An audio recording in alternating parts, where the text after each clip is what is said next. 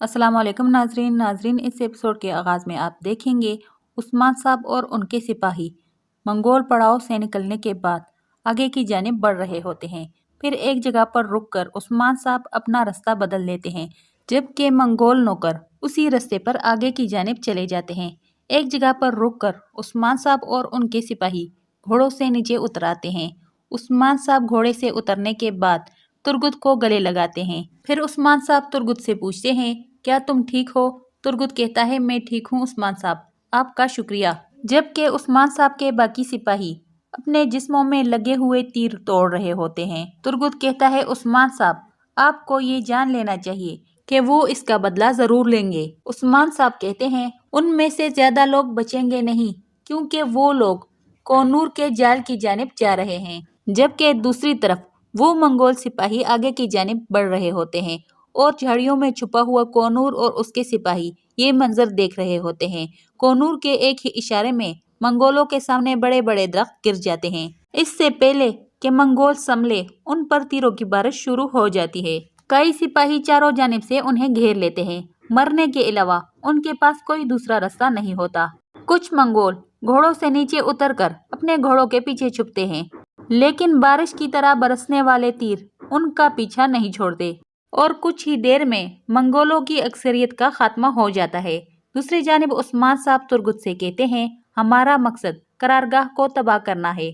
हमारी जंग मुबारक हो और शहीदों की शहादत कबूल हो। इस पर सब आमीन कहते हैं। फिर वो सब अपने अपने घोड़ों पर बैठते हैं और उस्मान साहब अपनी कमान हवा में लहराते हुए कहते हैं, हम जंग की तरफ जा रहे हैं, अल्लाह अकबर। दूसरी जानिब मंगोलों का पड़ाव दिखाते हैं, जहाँ पर मंगोलों की लाशें पड़ी होती है, लेकिन फिर भी काफी मंगोल वहाँ पर मौजूद होते हैं। इसी लम्हे बाला खातून अपने सिपाहियों के साथ वहाँ पर पहुँचती है। फिर एक जानिब से एक तैमूर अपने सिपाहियों के साथ मंगोलों के अड्डे पर धावा बोलता है। फिर बेंगे खातून अपने सिपाहियों के साथ, ओक्तम साहब अपने सिपाहियों को लेकर वहाँ पर पहुँचते हैं और मलहन खातून वो अपने सिपाहियों के साथ मंगोलों के अड्डे पर चढ़ाई करती है। गर्ज ये मंगोल चारों जानिब से घेरे जा चुके होते हैं। बस इतना ही नहीं, एक तरफ से उस्मान साहब अपने जांबाजों के साथ पलटकर मंगोलों पर वार करते हैं। उस्मान साहब, तुर्गुत और उस्मान साहब के बाकी सिपाही घोड़ों पर सवार मंगोलों को काटते चले जाते हैं।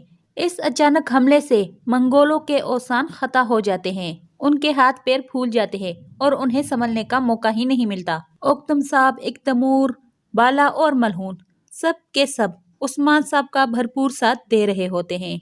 बेंगे खातून भी मलहन और बाला का साथ दे रही होती है। इस जंग के दौरान कहीं भी मंगोल हावी होते हुए नजर नहीं आते। इस जंग के दौरान मंगोलों के मरने के अलावा कोई दूसरा रास्ता नजर नहीं आता। उस्मान साहब का मंसूबा काम करता नजर आ रहा है। दूसरी जानिब नईमान अपने अड्डे के हाल से बिल्कुल बेखबर अपने नौकरों के साथ आगे की जानिब बढ़ रहा होता है। इधर येनी शहर में कुमराल अब्दाल अलाउद्दीन और ओरहान से कहते हैं, क्या आप भेड़ियों और शेर की कहानी के बारे में जानते हैं?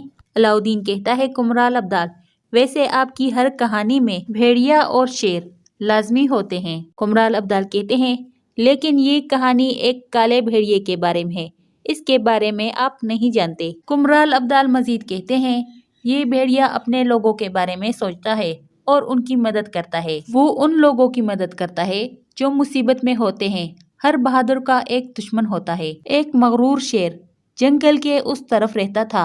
वो अपनी जरूरतों और अपनी ख्वाहिश के लिए अपने ही लोगों को कुचलता था। वो सिर्फ अपने लिए ही जीता था। वो शेर एक भेड़िए के घर में घुसना चाहता था और उसके घर पे हुक्मरानी करना चाहता था, लेकिन भेड़िए ने उसका क्या किया? ओरहान कहता है, भेड़िया बगैर उसके कद से डरे उसे सजा देगा। कुमराल अब्दाल कहते हैं, भेड़िए की ताकत ही शेर को सजा देने के लिए काफी नहीं है, इसके लिए कुछ और भी करना जरूरी है। एक और रास्ता भी है। दूसरी जानिब मैदान जंग का मंजर दिखाया जाता है, जहाँ पर बाला खातून बड़े ही महारत से मंगोलों का खात्मा कर रही होती है और बुरहान भी कभी तीर चलाकर और कभी तलवार चलाकर मंगोलों का खात्मा कर रहा होता है। ओक्तम साहब भी काफी अरसे के बाद मैदान जंग में अपनी महारत दिखा रहे होते हैं। इस पूरे जंग में मंगोलों का सिर्फ एक ही कमांडर काइयों पर हावी नजर आता है और वो अपनी दिफा की खातिर काइयों को शहीद करता चला जाता है। ओक्तम साहब अपने किए के पछतावे में मंगोलों पर सारा गुस्सा निकाल रहे होते हैं। उन्हें जख्मी करने के बाद उठा उठा कर मारते हैं। आखिरकार उस मंगोल कमांडर का सामना तुर्गुत से होता है। तुर्गुत जैसे ही उसे मारने वाला होता है तो एक दूसरा मंगोल सिपाही बीच में आ जाता है। मौका गनीमत समझकर वो मंगोल कमांडर भाग जाता है। अलचचिक को बहादुरी के साथ लड़ते देखकर एक तैमूर भी बहुत खुश होता है। उस्मान साहब और उनके सिपाही मंगोलों को मारते मारते थक जाते हैं, लेकिन मंगोल खत्म होने का नाम ही नहीं लेते। फिर उस्मान साहब अपनी तलवार लहराते हुए कहते हैं, हर कोई अपनी जगह संभाल ले। इसके साथ ही कोतान आग वाली तीर फेंकता है, जिससे मंगोल पड़ाव में जगह जगह आग लग जाती है और वक्तन फवक्तन धमाके शुरू हो जाते हैं, जिसके नतीजे में मंगोल दूर जाकर गिरते हैं। जैसे जैसे बारूद वाले ड्रमों पर आग वाले तीर लगते हैं, धमाके होते हैं और आग लगती है। मंगोल इस आग और धुएं में फंसते चले जाते हैं। लड़ते लड़ते दोनों अतराफ वाले थक जाते हैं, लेकिन कोई भी पीछे हटने का नाम नहीं लेता। फिर उस्मान साहब और उनके सिपाही मंगोलों को काट डालते हैं, जिससे इस जंग का इख्तिताम हो जाता है। जंग खत्म होने के बाद हर तरफ मंगोलों की लाशें ही लाशें नजर आती है। उस्मान साहब और उनके सिपाहियों के चेहरों पर जंग की थकावट वाजिया नजर आती है। बाला और मलन खातून बहुत खुश नजर आती है। उस्मान साहब कहते हैं, अल्लाह का शुक्र है। बुरहान कहता है, उस्मान साहब बहुत सारे मंगोल भाग चुके हैं। उस्मान साहब कहते हैं, उन्हें भागने दो ताकि हमारी फतह की खबर हर तरफ फैल जाए। फिर उस्मान साहब अपनी तलवार हवा में लहराते हुए कहते हैं, अल्लाह अकबर। और वही पड़ाव जो कुछ देर पहले मंगोलों की हू से गूंज रहा था, अब अल्लाह अकबर के नारों से गूंज उठा। फिर उस्मान साहब कहते हैं, अल्हम्दुलिल्लाह फतह हमारी हुई। हम उन लोगों को नहीं छोड़ेंगे जो मंगोलों का साथ देते हैं। इधर येनी शहर में अलाउद्दीन कुमराल अब्दाल से पूछता है, कुमराल अब्दाल भेड़िए झुंड बनाकर चलते हैं, क्या उस काले भेड़िए के पास झुंड नहीं थी? कुमराल अब्दाल कहते हैं, मुश्किल वक्त में उसका अपना झुंड ही उसे छोड़कर चला गया, लेकिन अब उसके पास एक ही मौका है। और हान पूछता है, वो क्या? कुमराल अब्दाल बताते हैं, अब वो भेड़िया खुद पर यकीन रखते हुए उस शेर पर हमला करेगा। शेर भेड़िए के घर पर हमला करना चाहता है, लेकिन वो ये नहीं सोचता कि भेड़िया जाकर उसकी सरजमीन पर हमला करके माले गनीमत हासिल कर सकता है। फिर उस भेड़िए ने दोनों शेरों को आपस में लड़वा दिया। जब वो दोनों लड़ने में मसरूफ थे, भेड़िया जंगल में घुसा और सारा माले गनीमत हासिल कर लिया। और हान पूछता है, इस जीत की मकसद क्या है कुमराल अब्दाल? कुमराल अब्दाल बताते हैं, वो मासूम लोग जो जिंदा रहने के सबसे ज्यादा मुस्तहिक है, वो जंग लड़ने का खतरा मोल लेते हैं। इस तरह भेड़िए की बहादुरी ने फतह के दरवाजे खोल दिए। अलाउद्दीन कहता है, इंशाल्लाह हर कहानी की ईंट ऐसी ही होगी।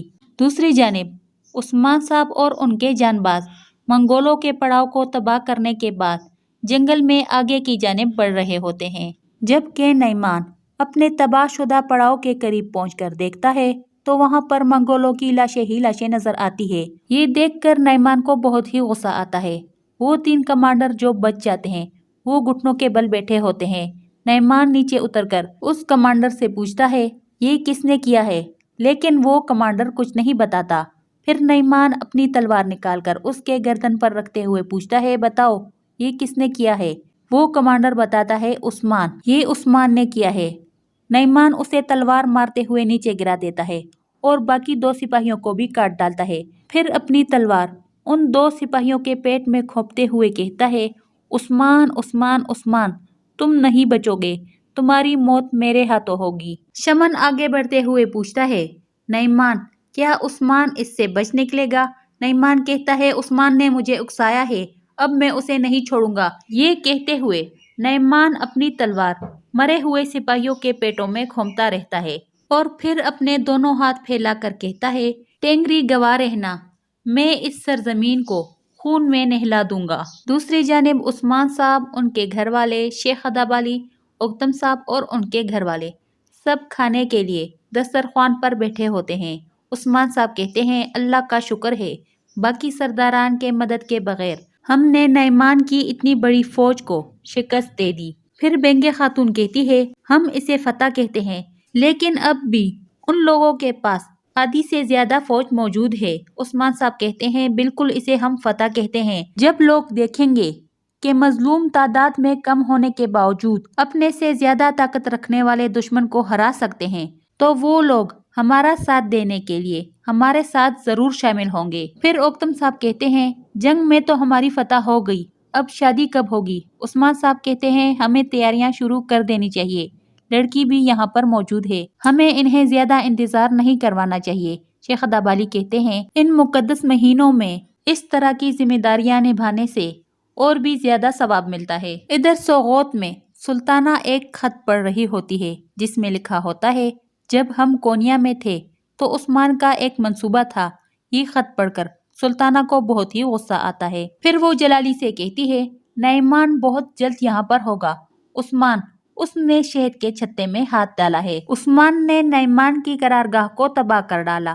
جلالی کہتا ہے کیا ہمیں اپنے محافظوں کو بڑھانا چاہیے والدہ سلطانہ؟ سلطانہ کہتی ہے یہ تدبیر ہمیں نعمان کے نظروں میں اور بھی مشکوک بنا دے گی، وہ پوچھے گا کیا ہم اس کے ساتھ ہیں یا نہیں۔ اسی لمحے نعمان چیختا چلاتا وہاں پر پہنچ جاتا ہے، لیکن سلطانہ کے قریب پہنچنے پر سلجوقی سپاہی اس پر نیزے تان لیتے ہیں۔ یہ دیکھ کر نعمان نیزے پیچھے ہٹاتا ہوا کہتا ہے کیا تم بھی اس کے ساتھ شامل ہو؟ کیا تم جانتی تھی کہ عثمان قرارگاہ پر حملہ کرنے والا ہے؟ یہ سن کر سلطانہ اپنے سپاہیوں کو پیچھے ہٹاتے ہوئے جلالی سے کہتی ہے اپنی تلوار نیام میں ڈال دو جلالی، نعمان ہمارا دشمن نہیں ہے۔ نعمان کہتا ہے میں نے تمہیں پہلے ہی کہا تھا سلطانہ، تم مزاحمت کرنا چھوڑ دو ورنہ میں تمہیں اور تمہارے بیٹے کو قتل کر ڈالوں گا، پھر میں کونیا اور تمہاری ساری سرزمینوں کو لے لوں گا۔ سلطانہ کہتی ہے جب تم پہلے آئے تھے کیا تم نے ہمارے ساتھ عثمان کو دیکھا تھا؟ نہیں نا، اس کی جگہ ہمارے درمیان نہیں ہے اور میں عثمان کی مزاحمت پر تمہیں جواب دے نہیں۔ نعمان کہتا ہے جب ایک پہاڑی کے سر پر گدھا مرتا ہے تو بدبو اس کے مالک کے گھر سے بھی آتی ہے، اس لیے تم سب اس کے ذمہ دار ہو، تمہیں بھی سزا ملے گی۔ سلطانہ کہتی ہے نہیں، میں عثمان کے کیے کی ذمہ دار نہیں ہوں، یقین جانو جتنی نفرت تم عثمان سے کرتے ہو میں اس سے کہیں زیادہ نفرت کرتی ہوں عثمان سے۔ نعمان کہتا ہے اگر سرداران نے اس کا ساتھ دیا تو انہیں بتانا اس دفعہ میں ان کے بیٹوں کو صرف اپنے ساتھ ہی لے کر نہیں جاؤں گا۔ سلطانہ کہتی ہے جب سرداران کو معلوم ہوگا کہ سونا عثمان نے چرایا تھا جس کی وجہ سے ان کے بیٹے مصیبت میں چلے گئے تو وہ کبھی بھی عثمان کا ساتھ نہیں دیں گے۔ نعمان کہتا ہے صرف یہی کافی نہیں ہے۔ سلطانہ نعمان کے قریب جاتے ہوئے کہتی ہے تم بے فکر رہو، ہم تمہیں ٹیکس بھی دیں گے اور سونا بھی۔ نعمان کہتا ہے ٹھیک ہے، تم لوگ سونا جمع کرو لیکن عثمان کا ٹیکس ان کے سر کاٹ کر ہی لیا جائے گا، میں اس سرزمین کو خون کا تالاب بنا دوں گا، تم لوگ اسی چیز کے مستحق ہو۔ اسی جگہ پر اس ایپیسوڈ کی اینڈ ہو جاتی ہے۔ آپ لوگوں سے گزارش ہے ہمارے چینل کو سبسکرائب کریں اور ویڈیو کو لائک کریں۔ شکریہ۔